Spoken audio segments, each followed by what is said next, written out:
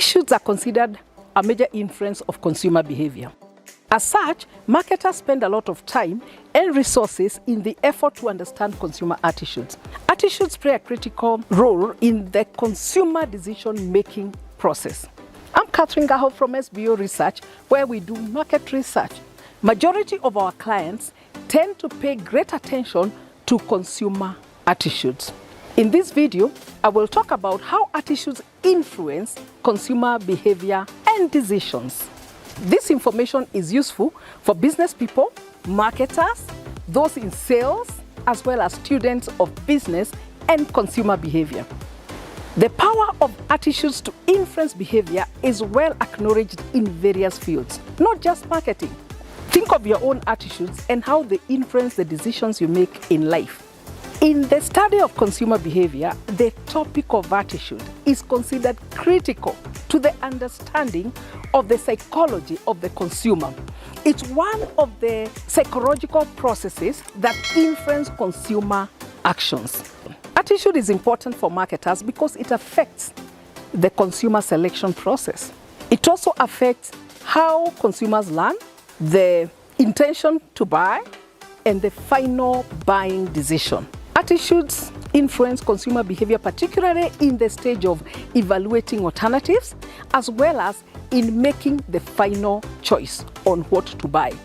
Therefore, attitudes held by consumers play a key role in the success or failure of a company's marketing strategies.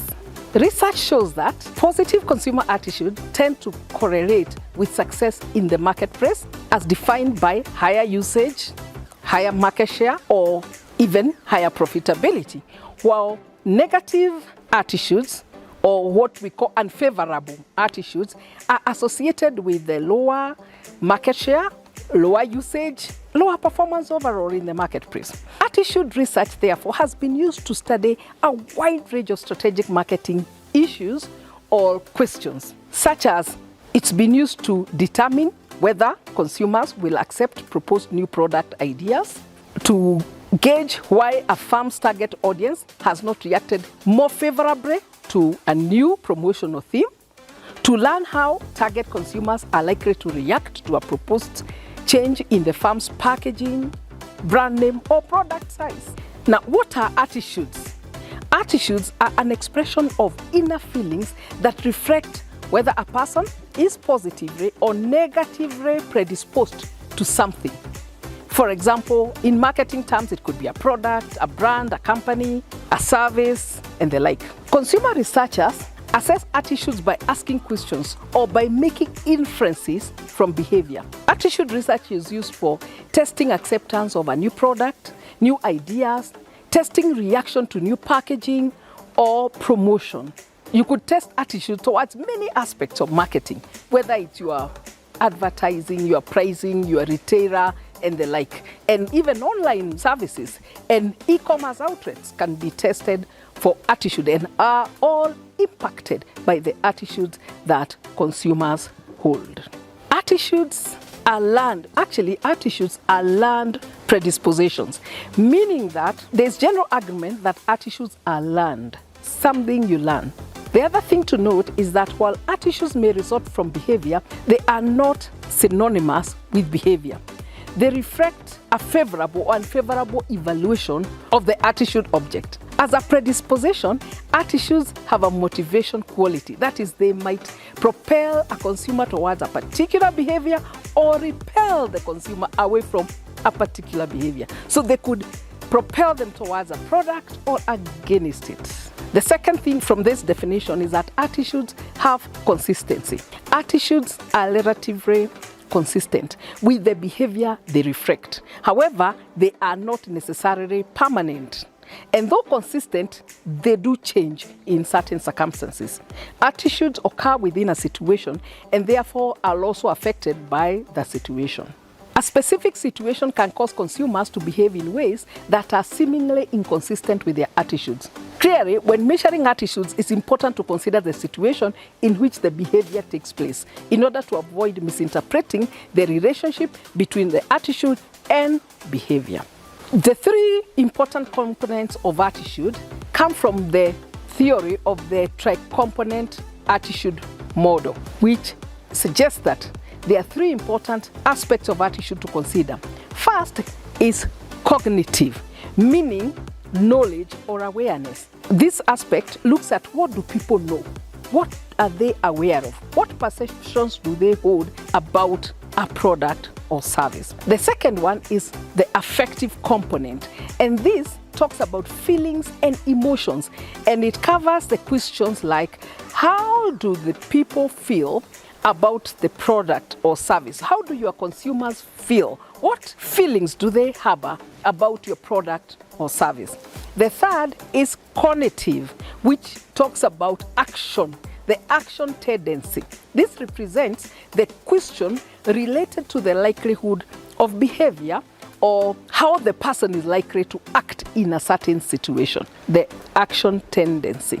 In attitude research, this is assessed with a question about the likelihood of buying, which generally tends to measure intention to buy. So for example, somebody could ask, when this flavored coffee is introduced in the market and placed in the shop where you regularly buy, would you say that you will definitely buy it, probably buy it, definitely not buy it, or probably not buy it, and stuff like that? When you ask that, somebody is able to respond by telling you their intention in the event that product became available in the market. So it's used to gauge the intentions that people have with reference to a product, a service, a retail outlet, or an online establishment, and the like.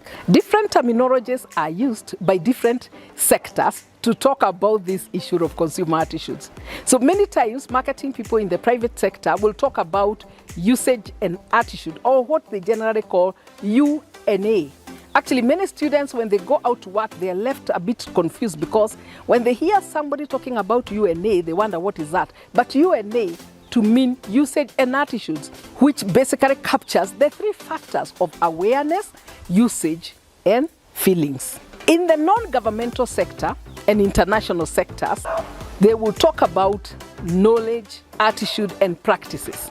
Because in the non-governmental sector, that is a common language for these three aspects of attitude: knowledge, attitude, and practices, to refer to the same: knowledge for awareness, attitude for the feelings and the like, and practices for the behavior or action tendency. So you have to check which sector are you communicating to in order to know exactly how to refer to these three factors. Actually, in the non-governmental sector, they also sometimes summarize and call it CAP. Just like in the private sector, they talk about U&A, in the non-governmental sector, they talk about CAP. They say, we want to do a CAP study.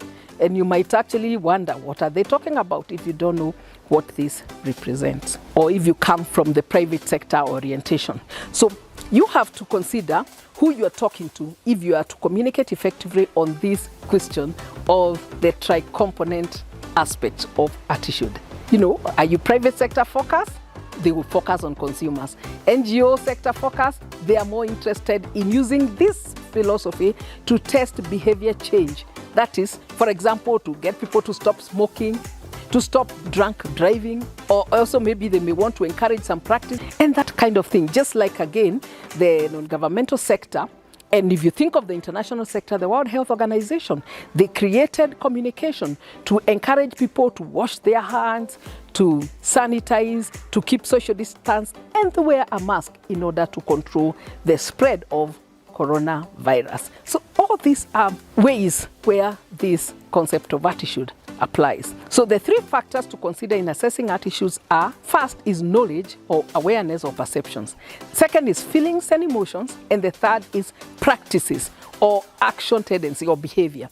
Do like this video and share it with someone you think might benefit from it. So keep watching. Thank you and all the best. We all need to elevate our mindset at this time.